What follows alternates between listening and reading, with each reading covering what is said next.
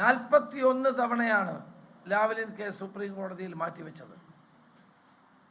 അരിയാഹാരം കഴിക്കുന്ന മലയാളിക്കത് ബോധ്യപ്പെടും എന്താണ് അതിൻ്റെ കാരണമെന്ന്.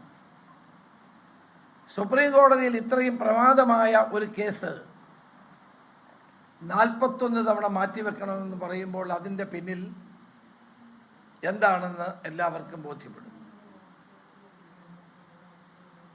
മുഖ്യമന്ത്രിക്കെതിരായി എത്രയോ കേസുകൾ വന്നു. സ്വർണ്ണ കള്ളക്കടത്ത് ഉൾപ്പെടെയുള്ള എത്രയോ കേസുകൾ വന്നു. മുഖ്യമന്ത്രിയുടെ പ്രിൻസിപ്പൽ സെക്രട്ടറി ജയിലിൽ പോയി.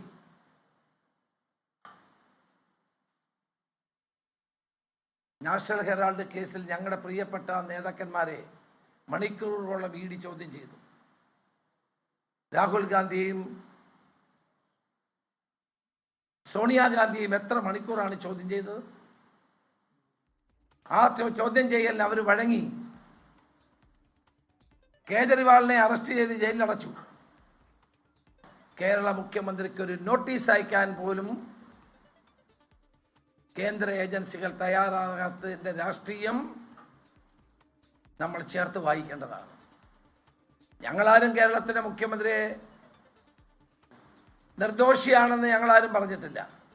അദ്ദേഹത്തിൻ്റെ പേരിൽ ഈ ആരോപണങ്ങൾ ഇപ്പോഴും നിൽക്കുക. ലാവ്ലിൻ കേസാണെങ്കിലും സ്വർണ്ണക്കള്ളക്കടത്താണെങ്കിലും. കോൺഗ്രസ് നേതാവ് രമേശ് ചെന്നിത്തല മാധ്യമങ്ങളെ കാണുകയായിരുന്നു.